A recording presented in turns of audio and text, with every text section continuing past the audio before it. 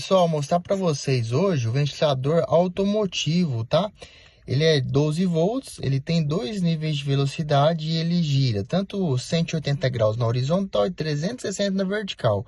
Vou mostrar para vocês na prática.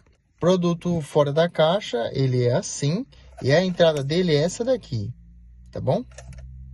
Essa entrada a gente coloca aqui no carro e o produto na prática ele fica assim, ó.